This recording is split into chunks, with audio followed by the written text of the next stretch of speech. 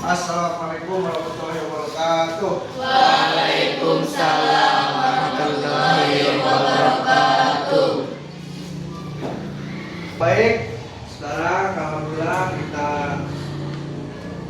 tetap buka kembali di pembelajaran pendidikan Pancasila. Alhamdulillah, semuanya gimana, sehat? Alhamdulillah. Sebelum pembahasan, mari kita berdoa terlebih dahulu. Apa yang kita cita-citakan dan apa yang kita inginkan mudah-mudahan Allah terkabulkan.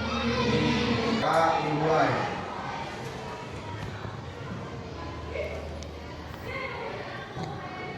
Berdoa selesai. Sebelumnya selamat datang kepada Pak Wibowo selaku observer. Jadi Pak, alhamdulillah di sini kita akan mempelajari di bab 3. Namun sebelumnya kita absen terlebih dahulu. Rojak sakit.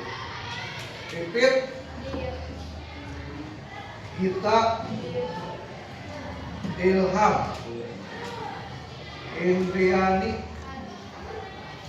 Indrika kemarin sakit ya, sekarang udah sehat. Terima kasih, alhamdulillah. Iqbal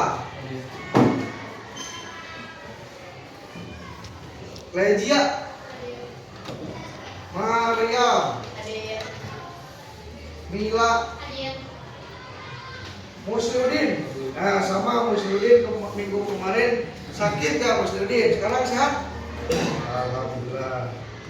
Nah, baik, di sini kita akan membahas di bab 3 tentang kedaulatan negara kesatuan Republik Indonesia. Dibuka bukunya halaman 53.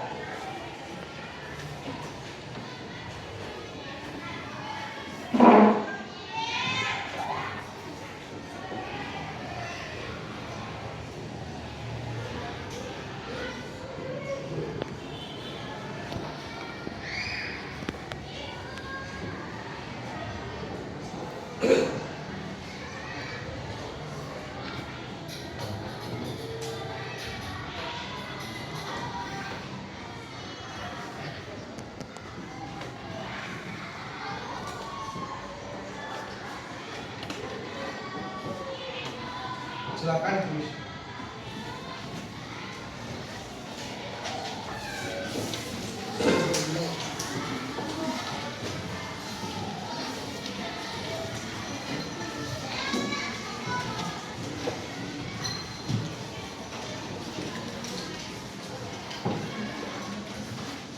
Ya, ini di sini hakikat dan teori kedaulatan. Sebelumnya, apa dari arti kedaulatan? Ada yang masih tahu tidak? Kedaulatan? Tidak? Apa, Cung?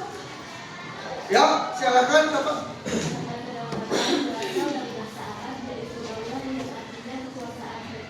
Ya, betul. Tepuk tangan. Jadi, kata kedaulatan itu berasal dari bahasa Arab yang artinya berdaulah ya, berdaulah yang artinya kekuasaan. Pakai kata imbuhan berarti di situ ada bersama daulat ya, berdaulat. Nah, jadi kedaulatan kekuasaan tertinggi yang dimiliki suatu negara baik untuk mengatur urusan dalam negerinya intern maupun untuk berhubungan dengan negara lainnya. Ekstern, luar ya. Gitu. Jadi secara etimologis kata ini berasal memang dari bahasa daulah, bahasa Arab gitu. Oke, sebelumnya di sini dibaca dulu silakan halaman 54.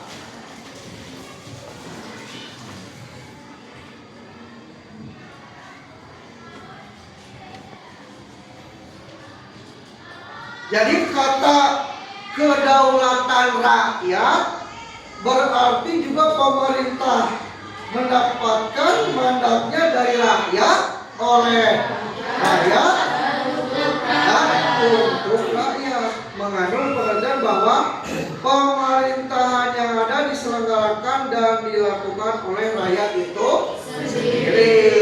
Contohnya apa?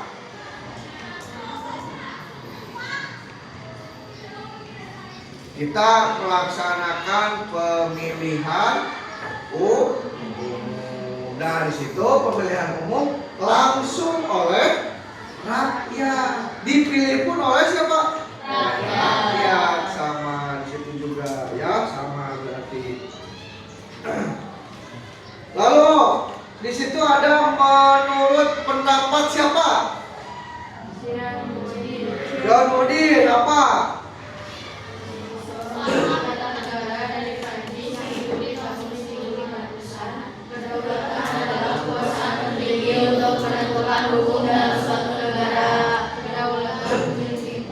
Nah, 4 sifat pokok. Apa saja sifatnya sebutkan? Asli, artinya kekuasaan tidak berasal dari kekuasaan lain yang lebih tinggi. Permanen, artinya kekuasaan itu tetap ada sepanjang negara tetap berdiri walaupun pemerintah sudah berganti. 3, artinya kekuasaan itu merupakan satu-satunya dalam negara dan tidak dibagikan kepada badan lain. Ya. Saat tidak terbatas, artinya kekuasaan itu tidak dibatasi oleh kekuasaan lain. Nah, ini asli berarti tidak ada rekayasa. Dan di sini kata kedaulatan memang berasal dari bahasa. Yang kedua permanen. Kalau permanen itu apa? Kekuasaan itu tetap ada sepanjang negara. Berarti tidak bisa dihapus. Tunggal hanya satu-satunya dan tidak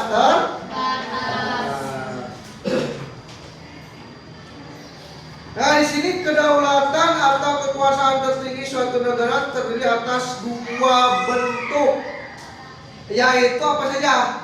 Kedaulatan ke dalam dan kedaulatan keluar. Apa arti kedaulatan ke dalam? Berarti bahwa bangsa yang merdeka memiliki kekuasaan untuk menyusun dan mengatur organisasi pemerintahan sendiri menurut kehendak bangsanya sendiri. Oke, yang keluar, kedaulatan keluar. Berarti mempunyai kekuasaan untuk berhubungan dan bekerja sama dengan bangsa lain tanpa terlibat dalam kekuasaan lain. Tanpa terikat oleh dengan kekuasaan lain. Baik, di sini dari kedaulatan atau kekuasaan tertinggi berarti ada kedaulatan ke dalam dan kedaulatan keluar. Yang disebut dengan kedaulatan ke dalam di sini bahwa yang merdeka memiliki kekuasaan untuk menyusun dan mengatur organisasi. Jadi bisa diatur organisasi tersebut. Beda dengan kedaulatan keluar. Kalau keluar mempunyai kekuasaan untuk berhubungan dan bekerja sama dengan bangsa lain. Sini ada yang mau ditanyakan seputar kedaulatan terlebih dahulu. Yo, yang mau bertanya silakan. Sebelum dilanjutkan.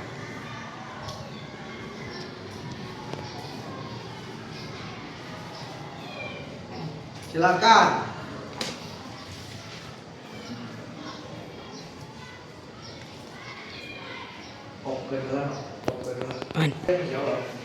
Teori kedaulatan ini ada beberapa teori. Silakan sebutkan topik. Teori apa saja? Di situ.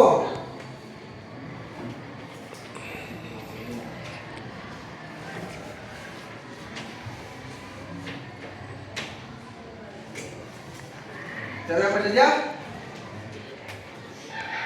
Teori kedaulatan Tuhan, Lalu teori kedaulatan raja, ya, teori kedaulatan negara, lalu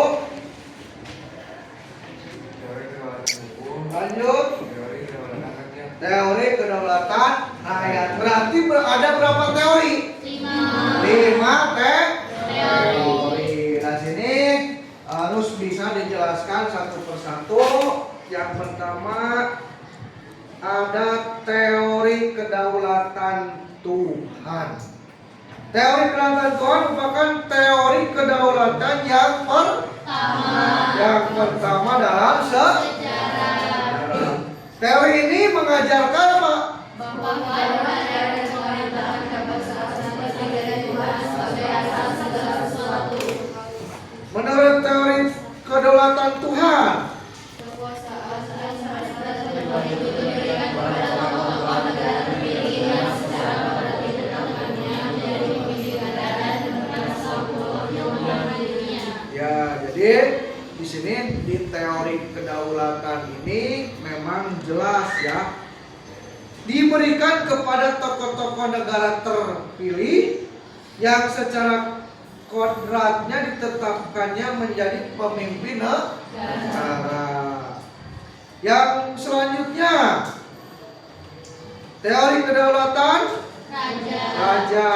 Jadi pada abad pertengahan teori kedaulatan Tuhan berkembang menjadi teori kedaulatan Raja. raja. Jadi seiringnya jalan waktu, nah di sini ada teori kedaulatan raja. Kalau raja sama tidak dengan Tuhan? Tidak, jelas Nah di sini pada abad berapa peletakan dasar utama teori ini?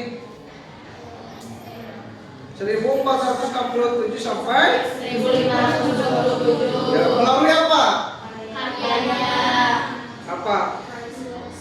Ya, betul. Baik, terima kasih. Pertemuan kali ini dicukupkan sekian untuk di bab 3 bagian sum'a, yaitu hakikat dan teori kedaulatan. Jadi mudah-mudahan apa yang saya sampaikan tadi bahwa itu apa dari kedaulatan, Cung, siapa yang tahu berasal dari bahasa Arab? Ya, kata kedaulatan berasal dari bahasa Arab daulah yang berarti kekuasaan yang tertinggi. Dari situ lalu ada teori kedaulatan tadi sudah dijelaskan, baru 2 ya, teori kedaulatan Tuhan, teori kedaulatan dan semuanya ada berapa teori? 5. Sebutkan teori